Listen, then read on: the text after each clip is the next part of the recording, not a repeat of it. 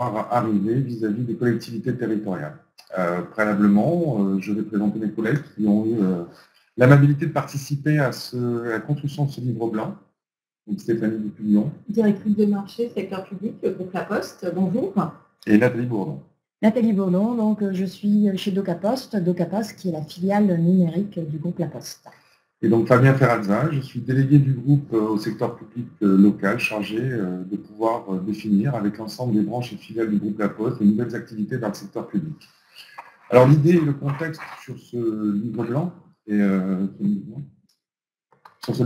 de pouvoir en fait imaginer que La Poste est d'ores et déjà un opérateur d'échange universel depuis sa création et que dans sa relation avec ses clients, elle obéit à proposer des offres de services, qu'elles soient liées à des services au domicile, puisque nos facteurs desservent près de 27 millions de foyers tous les jours, et vont à la rencontre d'1,8 million de personnes quotidiennement, mais aussi via nos points de contact, où 1,7 million de personnes, de Français, franchissent le pas d'un point de contact de La Poste, mais aussi un opérateur d'échange financier, puisque nous administrons près de 10 millions de comptes à la Banque Postale. Et bien entendu, cet environnement numérique et physique est hypervisé pour protéger les données à caractère personnel de nos concitoyens, de nos clients. Alors, il n'y avait qu'un pas à franchir pour que La Poste puisse imaginer que de mobiliser ses actifs dédiés à la relation client pour la proposer dans une logique qui est celle de la relation usager et de proposer cette vision et cette activité aux différentes collectivités territoriales qui souhaitent réinventer en quelque sorte la relation citoyenne, non pas seulement dans une logique numérique, mais dans une logique omnicanale qui est aujourd'hui induite par l'insertion du numérique dans nos différents champs d'activité. Et de fait, ce livre blanc a été d'une part lié à cette réflexion stratégique que le président Philippe Val a souhaité mettre en œuvre, mais aussi par rapport à la demande d'un certain nombre de collectivités territoriales déjà clientes de DocaPost, qui est notre opérateur de services numériques au sein du groupe, et qui a motivé la construction d'une entité qui s'appelle DocaPost Solutions Publiques, qui va proposer l'ensemble des offres numériques que l'on peut imaginer pour le compte des collectivités territoriales. Et cette idée assez simple, c'était de dire que le numérique va permettre de remettre l'argent au cœur des politiques publiques, mais aussi de pouvoir simplifier la vie de l'agent dans sa relation avec l'usager et de développer de plus en plus une vision digitale de la relation citoyenne, qu'elle soit liée bien sûr à l'exploitation des outils numériques, mais également de son lien qu'il doit avoir entre le numérique et le physique. Et dans ce cadre-là, nous avons mis en place pendant 2 ans une démarche partenariale avec près de 125 collectivités et 3 démonstrateurs qu'on a appelés des expérimentations à Pau, Saint-Nazaire et Marmande, et qui nous a permis, en quelque sorte, de définir le contenu de l'offre de services que l'on peut imaginer pour réinventer cette relation citoyenne grâce au numérique. Et les premiers constats que l'on a pu mettre en évidence, c'est que par rapport à la situation des collectivités territoriales, dans l'offre numérique qu'elles pouvaient faire à l'usager, on s'aperçoit que ces usagers attendent beaucoup plus de services que ce qui est aujourd'hui proposé et que leur appétence vis-à-vis du numérique est de plus en plus forte et qu'il y a une nécessité de pouvoir s'adapter à ces besoins et à leur offrir des services numériques faciles d'usage et faciles de simplicité dans la manière de pouvoir solliciter un service public. 64% des Français sont connectés et consomment de l'Internet. Et ce que l'on voit de plus en plus, c'est que le smartphone est l'outil qui va de plus en plus être au cœur de la manière avec laquelle on pourrait imaginer que les services publics puissent être délivrés. Un autre indicateur très important, qui est un inducteur par rapport à l'évolution des équipements qu'il peut y avoir dans les collectivités territoriales, c'est de faire le constat que 85% des sites Internet de collectivités ne sont pas responsive web design, ce qui ne facilite pas en quelque sorte l'usage de ces services numériques dès lors qu'on veut commencer une procédure par un ordinateur, on veut le poursuivre via une tablette ou un smartphone. On voit que le parcours d'usager est dans ces conditions-là, pas nécessairement avec beaucoup de fluidité. Et de fait, notre idée était de pouvoir structurer une vision pour pouvoir proposer à la fois des sites Internet responsive web design, mais aussi assortis de différents services numériques qui permettent à l'usager de consommer des services publics de la meilleure des façons. Et à partir de là, ce qu'on voulait vous poser comme question, c'est de savoir si dans les sites internet de vos collectivités, est-ce que vos sites internet sont responsive web design ou non. Voilà, donc vous pouvez voter directement par chat interposé et donc voilà. Alors bien entendu, dans le contenu face à ce constat vis-à-vis de ce livre blanc, si ce monde change du point de vue de la demande de l'usager, la question qui se pose est de savoir quel était l'inducteur pour les collectivités territoriales pour rentrer concrètement dans ce monde numérique. Et le constat que l'on a fait depuis 2 ans, c'est que ces collectivités sont prêtes à agir désormais dans le sujet numérique. Donc le monde change de fait et pourquoi le numérique devient complètement pertinent, c'est le fait que les usages effectivement des citoyens, on a vu, sont de plus en plus, les citoyens sont de plus en plus connectés et utilisent de plus en plus leur smartphone dans leur vie quotidienne. Ces usages se transcrivent de fait aussi dans la réglementation des collectivités, donc avec depuis novembre 2016 le fait que la saisine électronique est possible, la saisine par voie électronique est possible.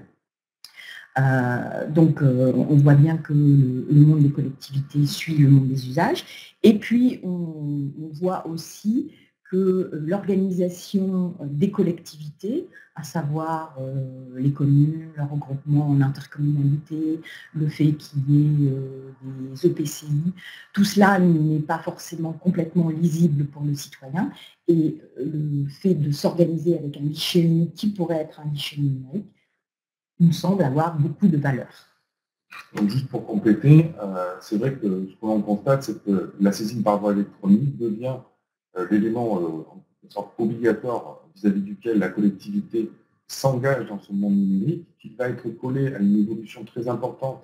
C'est la règle qui vaut silence vaut accord, puisque cette idée de silence vaut accord était adaptée au guichet. Désormais, elle va devoir se transposer au monde numérique, et de fait, il y a un mode de gestion particulier qui va se mettre en place vis-à-vis de l'ensemble de ces procédures, au nombre de 66, qui vont impacter la manière avec laquelle on devra répondre à la demande de l'usager. Et puis, de manière générale, ce qui va être l'inducteur d'une évolution sensible de la manière avec laquelle cette relation citoyenne va se mettre en place, c'est la mise en application du règlement européen sur la protection des données à caractère personnel au mois de mai 2018. Mai 2018, donc le règlement européen.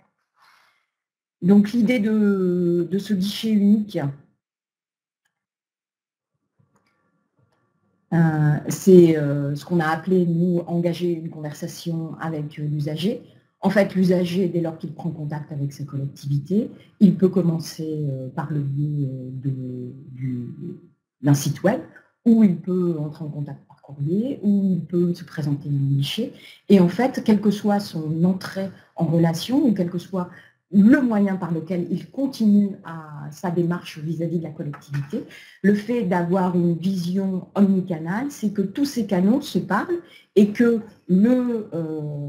l'agent de la collectivité, que l'agent de la collectivité finalement puisse répondre aux citoyens en ayant bien cette vision complète de tous les modes de communication par lesquels le citoyen est entré, et donc il ne lui manque aucune information parce qu'un papier aurait été envoyé par courrier pour compléter la demande, ou un appel téléphonique aurait été reçu et un certain nombre d'informations ont été complétées sur son dossier. Donc c'est vraiment cette approche omnicanale qui est importante pour pouvoir mieux servir le client et puis simplifier la vie de l'ensemble des agents des collectivités.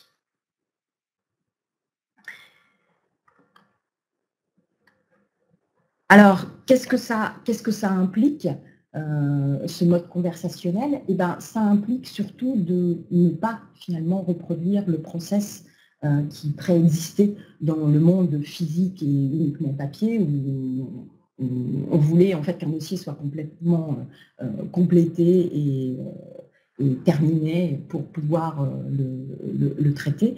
L'idée est bien là de dire, eh ben, dans ce monde numérique, on peut finalement approcher les choses de façon différente, beaucoup plus simple, tant pour l'agent en collectivité que pour le citoyen, et plus proactif et de simplifier un certain nombre de choses parce que la traçabilité numérique va en plus permettre de sans doute supprimer un certain nombre des contrôles que l'on avait l'habitude de faire et que le monde des process numériques peut largement simplifier. Et donc pour aller vers cette trajectoire, il nous semblait important de structurer au sein du groupe La Poste pour compte des collectivités ce qu'on a appelé un trousseau numérique. C'est-à-dire ce trousseau qui relève à la fois d'une identité numérique et celle de France Connect, un compte citoyen unique qui permet de faire parler de différentes échelles administratives et de compléter ce trousseau par un coffre-fort électronique où chaque citoyen pourrait archiver l'ensemble de ces documents pouvant l'amener à les utiliser pour réaliser ces différentes démarches administratives, et ce à partir d'un bouquet de services au public qui aurait été designé par la collectivité ou les collectivités, et c'est tout le sens des services que l'on imagine avec Stéphanie. Alors en effet, dans ce livre blanc, en fait, ce qu'apporte peut-être ce livre blanc édité par DocaPost et le groupe La Poste, c'est de pouvoir faire le mix entre les services numériques et les services physiques. Le début de notre webinaire a posé un peu le cadre des enjeux de la transformation numérique pour les collectivités territoriales, des enjeux liés à la réglementation, remettre à la fois l'agent au cœur de son métier et puis également satisfaire le parcours du citoyen. Mais surtout, ce qu'il faut comprendre, c'est que ces plateformes de services et ces plateformes numériques, elles vont offrir plein de possibilités de faire évoluer la relation avec l'usager. C'est plein de contacts que peut avoir la collectivité avec son usager pour proposer en fait vraiment une palette de services adaptés au bon moment et au bon service. Donc en fait, vraiment délivrer une palette de services lisible, claire, et avec des allers-retours entre le monde physique et numérique. Alors on a juste illustré dans cette slide quelques exemples qui ne sont pas du tout exclusifs des réflexions que nous avons et des expérimentations qui sont en cours avec certaines collectivités territoriales. On peut par exemple évoquer la question de l'aide sociale. Les plateformes de services numériques peuvent apporter une assistance précieuse pour des personnes qui ont accès à l'aide sociale en termes de souscription en ligne ou d'accès à des aides.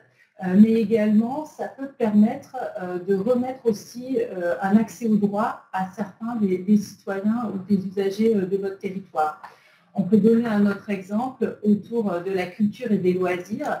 Beaucoup de réflexions aujourd'hui autour des médiathèques municipales et de leur fonctionnement, surtout maintenant à l'échelle, par exemple, d'intercommunalité. Et donc, on peut, avec des plateformes de services qui mixent le numérique et le physique, pouvoir avoir des services jusqu'au domicile des usagers en matière de livraison de biens culturels. On a un autre socle aussi que l'on explore aujourd'hui, c'est tout ce qui est en lien avec les démarches administratives. Alors, vous aviez un premier sondage au début du webinaire. Je crois que l'état civil apparaissait parmi les votes comme étant un bénéfice des plateformes de services numériques.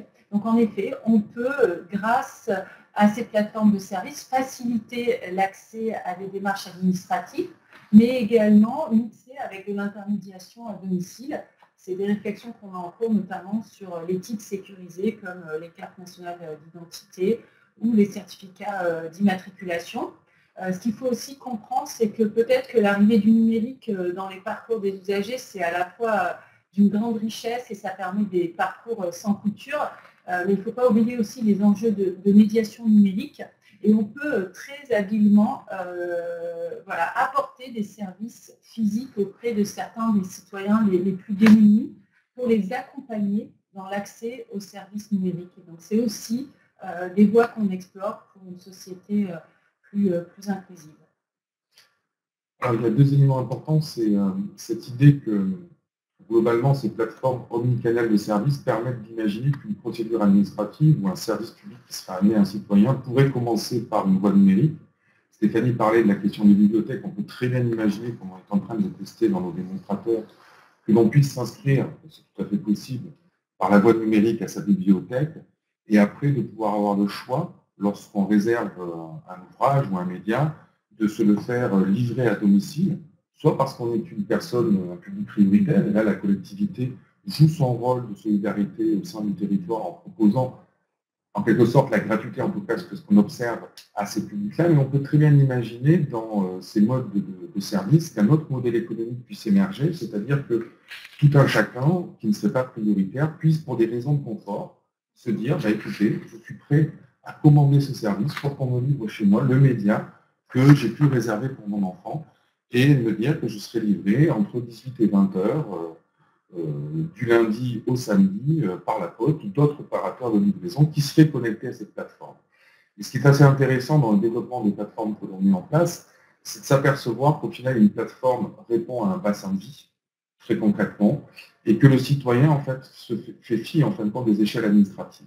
Et on s'aperçoit dans nos démonstrateurs qu'on peut concevoir des modèles économiques à des coûts partagés entre des communes et par exemple leur EPCI, mais aussi en proposant des connexions à des conseils départementaux, à des opérateurs de l'État type la CAF. En tous les cas, tous ces éléments qui font qu'en fait l'usager va se retrouver autour d'une plateforme qui ne va pas nécessiter pour lui d'efforts particuliers pour savoir qui fait quoi dans le monde administratif et va lui permettre au final de bénéficier de l'ensemble des services qu'il a besoin pour vivre son parcours administratif ou plus globalement, puisque les services publics ne se résument pas aux démarches administratives, à des services publics qui permettent d'améliorer le quotidien lorsqu'on se situe sur un territoire.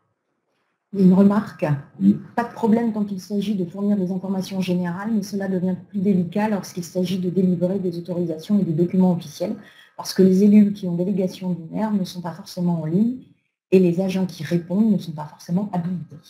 Alors, deux réponses à cette question. Il y a une question du changement, c'est-à-dire qu'on voit très bien que l'insertion du numérique va supposer un changement dans les mentalités pour, d'une part, imaginer toute la valeur ajoutée que peut avoir le numérique dans la délivrance des services au public. Deuxième élément, à mon avis, c'est lié aux garanties que l'on peut apporter à l'utilisation du numérique dans ce qu'on pourrait appeler la protection des données à caractère personnel. Et sur la question de l'habilitation, c'est un sujet à part entière, mais on peut imaginer qu'un officier, un agent est officier d'état civil et qu'il est, dans cette perspective, habilité à faire.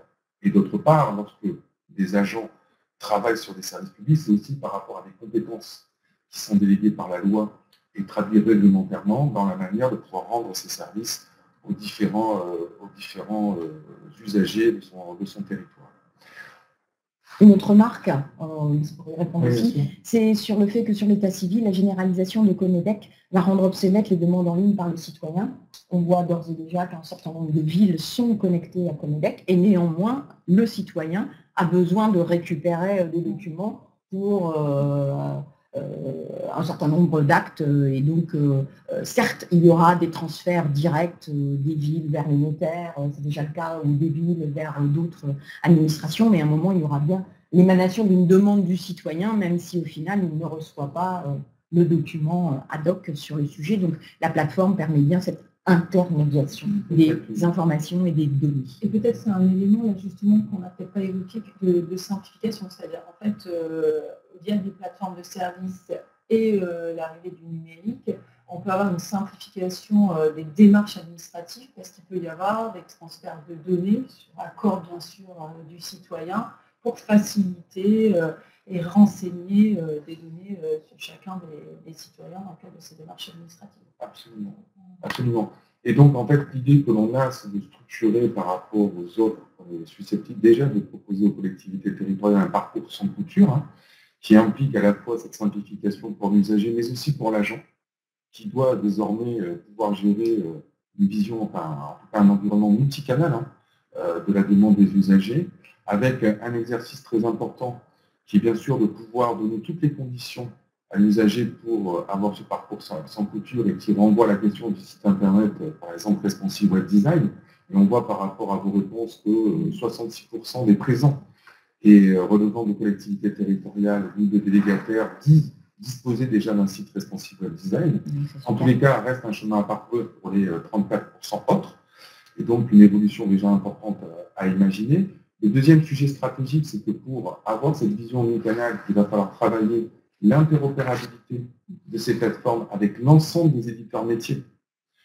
qui structure la gestion des politiques publiques, et on voit que souvent c'est un irritant dans le monde des collectivités territoriales par rapport à cette capacité ou cette ouverture que les éditeurs métiers pourraient donner à des plateformes de gestion de la relation citoyenne pour justement faire en sorte que les citoyens puissent plus facilement consommer du service public et bénéficier d'un parcours simplifié.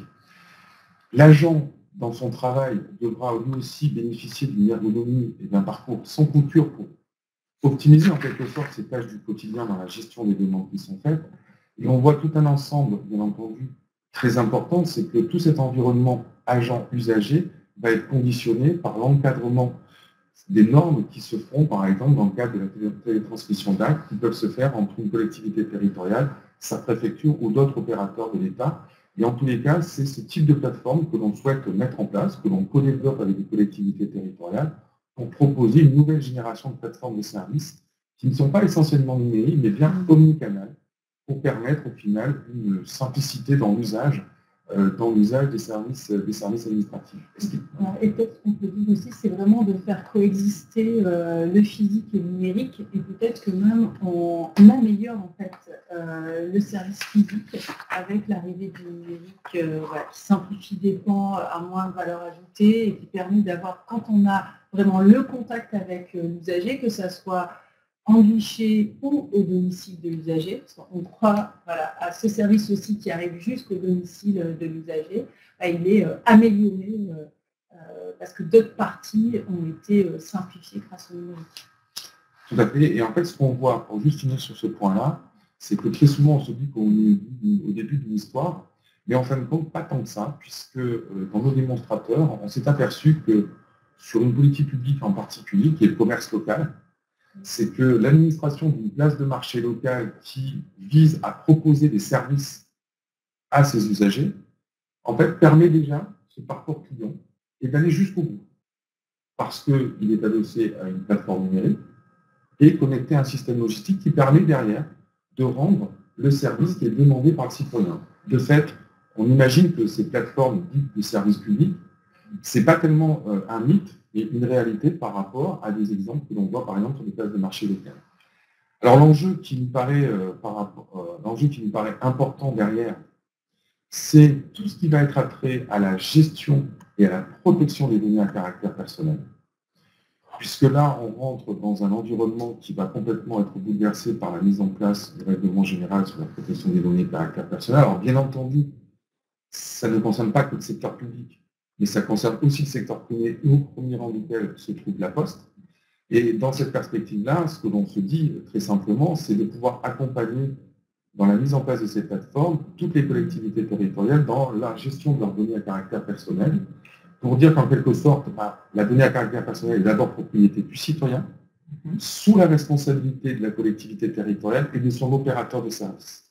Et que cet écosystème doit être réinterrogé dans la manière de pouvoir informer d'une part le citoyen de l'usage de ces données, et on imagine très bien de pouvoir, sous réserve des respects des règles de la CNIL et de ce RGPD, pouvoir croiser un certain nombre de données pour rendre plus efficace la communication qui peut être faite vis-à-vis de ces citoyens et de leur permettre de les informer que s'ils sont abonnés à la bibliothèque, ils sont aussi consommateurs de services qui sont liés par exemple à la petite enfance pour l'inscription de leurs enfants en cantine scolaire, et que de ce fait-là, le fait de mettre en synergie ces données au travers d'un compte citoyen unique permet aussi de pouvoir simplifier la vie des usagers et des agents et de rendre plus moderne les services. Et peut-être de personnaliser aussi. Absolument.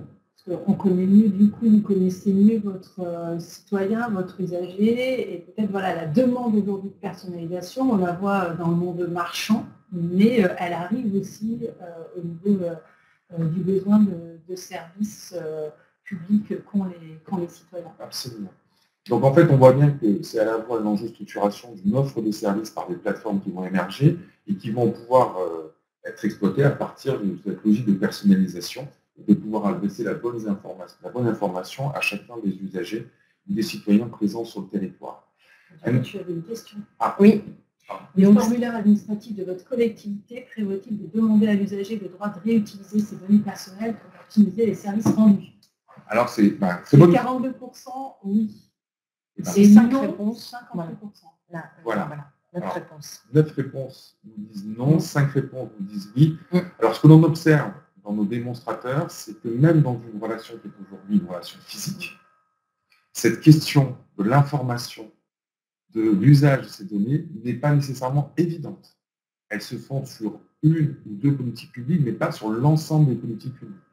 Et donc aujourd'hui, c'est de reprendre nos sujets à la base pour automatiser en quelque sorte l'information qui doit être faite à chaque citoyen de l'usage de ces données, de savoir s'il est d'accord pour pouvoir les utiliser et de pouvoir dire que si ces autorisations sont valables pour un canal qui est par exemple un canal physique, il devra être valable pour le canal numérique et les autres canaux de distribution que l'on peut imaginer à la demande des citoyens. Et c'est vrai que dans la structuration des plateformes, ce sujet est un sujet qui arrive toujours en premier. Pour savoir comment je construis la plateforme de service et quel est le bouquet de services que je propose à nos usagers. Alors un autre élément important, c'est que dans ce livre blanc, ce que l'on imagine aussi, c'est de pouvoir anticiper certains changements et notamment l'impact de l'intelligence artificielle sur, d'une part, bien sûr, la souveraineté des données, mais même dans la formalisation de l'usage et du service que l'on peut rendre. Et ce qu'on est en train de mettre en place au travers de ces plateformes, on parle souvent d'un canal physique, d'un canal numérique, d'un canal courrier, d'un canal téléphonique. Et bien aujourd'hui, on va tester, on va présenter au CES de Las Vegas une nouvelle initiative qui est l'insertion des chatbots dans les réseaux sociaux pour pouvoir converser, en quelque sorte, avec les usagers via les réseaux sociaux. Et cet élément-là, on l'a testé auprès d'une commune, qui est une commune du Pays Basque, à Espelette, qui met en lumière, d'une part, l'intérêt de ce chatbot, puisqu'il oblige à la simplicité des questions qui sont posées à l'usager pour bénéficier du service. Et surtout, ce que l'on a pu voir, c'est que ça permet de rapprocher un public souvent éloigné du service public, qui sont les jeunes.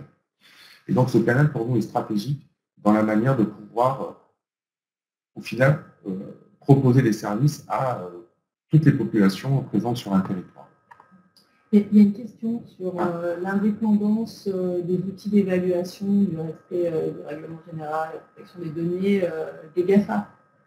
C'était pour ça aussi que la Poste va être présente sur cette question. Alors, absolument. C'est ce qu'on traduit par le terme de tiers de confiance, plus concrètement, puisque lorsque la Poste s'imagine comme un tiers de confiance auprès des collectivités territoriales, c'est par rapport à sa spécificité de gérer sur le territoire national et de protéger l'ensemble des données à caractère personnel de ses clients ou de ses clients usagers ou de ses clients collectivités territoriales. L'idée derrière, donc complètement indépendant des GAFA de manière très claire. C'est l'authentification avec France Connect, avec les identités numériques donc, qui seront françaises et donc des données partagées. Et pour illustrer cet élément, c'est une des raisons pour lesquelles le gouvernement a retenu la Poste et Doca Post pour installer sa plateforme d'aide aux victimes d'attentats, malheureusement, pour gérer cette relation victime, de fait, parce que nous avions d'une part la preuve que nous détenions et nous gérions ces données sur le territoire national et que nous étions en capacité de proposer un service de sécurité et de lutte contre la cybercriminalité pour protéger très concrètement ces données à caractère personnel. Alors, il y avait une autre question. Ouais, mais du coup, on va peut-être les aborder avec la dernière slide. Parce que là, il y avait Amine qui posait la question de l'interface de la solution GRC avec les logiciels back-office. Oui. Alors, c'est vraiment un élément irritant, très concrètement dans la mise en place de ces plateformes.